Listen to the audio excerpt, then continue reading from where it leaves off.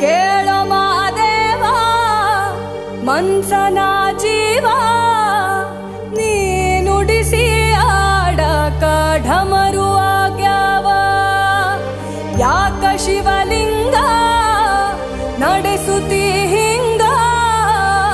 ಏನೇನೂ ಇಲ್ಲಯ್ಯ ನಮ್ಮ ಕೈಯಾಗ